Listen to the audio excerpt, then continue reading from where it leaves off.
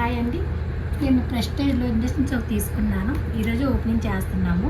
మా బ్రదర్ని అడిగాను. Brother army retire. తను చాలా బిజీగా ఉంటాడు, ఎందుకంటే క్లాస్ షాప్ పెట్టుకున్నాడు. కేఎంఆర్ షాపింగ్ మాల్ అని మదిలిపాలెంకి కొంచెం డౌన్లో తారామసీద్ దగ్గర ఉంటుంది. చాలా బిజీగా ఉన్నా సరిగా నేను అడగగానే నేను తీసుకొని వెళ్ళాడు. అక్కడ నేను ప్రెస్టేజ్ కంపెనీలో ఈ స్టవ్ తీసుకున్నాను, ఇండక్షన్ స్టవ్ తీసుకున్నాను. దీని మీద మనం ఫ్రాన్స్ కర్రీ స్టార్ట్ చేద్దాం. ఈరోజు ఓపెనింగ్ చేస్తాను, రండి చూద్దాం.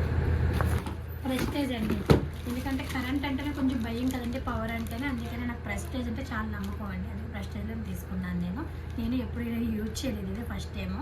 చూద్దాం ఎలా ఉంటుంది అనేది. రొయ్యల కూర వండుకుందామండి. టేస్ట్ ఎలా ఉందో వండిన తర్వాత తెలుస్తుంది మనకి.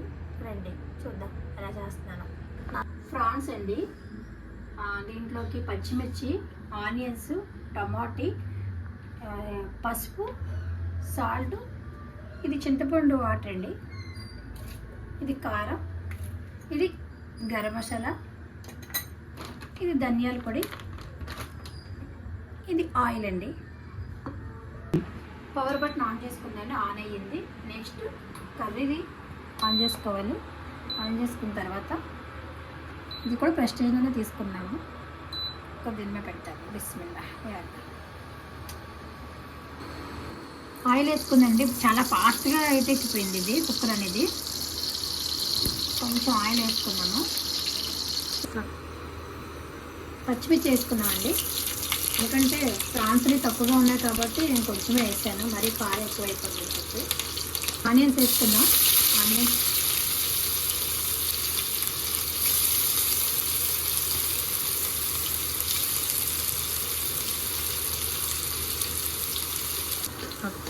చూడండి, ఆనియన్స్ అయితే చాలా ఫాస్ట్గా, ఈ స్టవ్ మీద అయితే మాత్రం నాకు చాలా ఫాస్ట్గా అవుతుందని ఫీలింగ్ అయితే స్టార్టింగ్లోనే వస్తుందండి.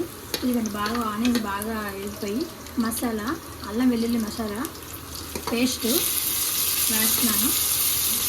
ప్రాన్స్ తగినంత వేసుకున్నాను. ఒక్కొక్కరు ఒక్కొక్కలా వేసుకుంటారు. ఇప్పుడు ప్రాన్స్ వేసుకుంటున్నామండి. అల్లం వెల్లుల్లి పేస్ట్ బాగా వేగింది. దీంట్లోకి అయితే మాత్రం వేగిన తర్వాత ప్రాన్స్ అయితే వేస్తాను.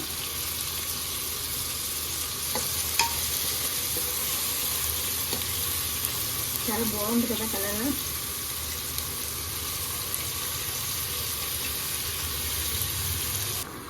ఏంటి రొయ్యలు వేపుతుంటే స్మెల్ వస్తుంటే నా కడుపులో ఆకలిపై రెట్టింపు అయిపోతుందండి. ఎంత బేగా కర్రీ అవుతుందని వెయిట్ చేస్తున్నానండి. ఇక ప్రాన్స్ బాగా వేగిన తర్వాత టమాటా ముక్కలు వేస్తున్నాను.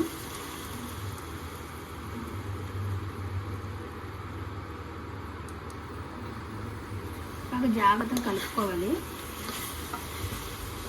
రొయ్యలు అనేది మాత్రం చేపల కన్నా చాలా ఈజీగా చేసుకోవచ్చండి. చేపలు అయితే కొంచెం కష్టం కదా, కట్ చేయడం అది తీయడం అదిని. ఇది రొయ్యలు అయితే చాలా ఈజీ అయిపోద్ది. ఎన్నిసార్లైనా తినాలనిపిస్తుంది రొయ్యల కర్రీ అయితే మాత్రం, చేసుకునే విధంగా చేసుకుంటే. కొంచెం లైట్గా ఆల్రెడీ దీంట్లో ఉప్పు కారం కలిపేసి వేసి పెట్టాను, ఉప్పు కారం పసుపు. నెక్స్ట్ కొంచెం వేస్తాను సాల్ట్, చాలకపోతే మళ్ళీ మధ్యలో వేస్తాను. నెక్స్ట్ కొంచెం లైట్గా కారం వేస్తాను. ఆల్రెడీ కారం ఉంది, మసాలా ఉంది, పచ్చిమిరకాయలు ఉన్నాయి కాబట్టి కొంచెం వేసుకుంటాను.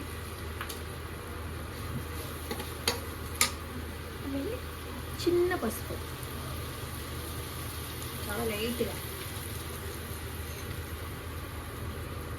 గరం మసాలా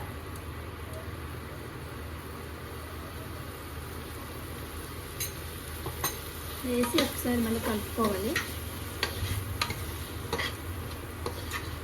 అన్నీ వేసాను కదండి, మసాలా సామాన్లు, కారం, ఉప్పు, పసుపు అన్నీ వేసుకొని కలుపుకున్నాం కదండి. బాగా దగ్గరికి పట్టినట్టు అనిపిస్తుంది, పట్టింది బాగానే. నెక్స్ట్ చింతపండు వాటర్ ఉంది కదండి, నేను ఇంత తీసుకున్నాను. ఎవరికి ఎంత నచ్చితే అంత వేసుకోండి.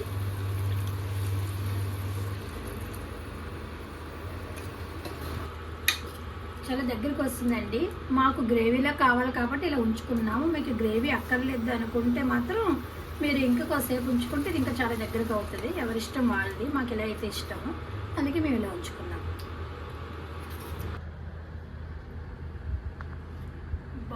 నోరూరించే రొయ్యలు కర్రీ. ముక్కుతో వాసన పీలుస్తుంటే నోటితో ఆకలేసేస్తుంది, కడుపులో పేగులు పరిగెట్టేస్తుంది. ఇంకా ఆలస్యం ఎందుకు, తినేద్దాం. వేడి వేడి అన్నంలోకి రొయ్యల కూర వేసుకొని తింటే ఉంటుంది. నేను ఈ వంతు నా వంతు కూడా నేనే తినేస్తా.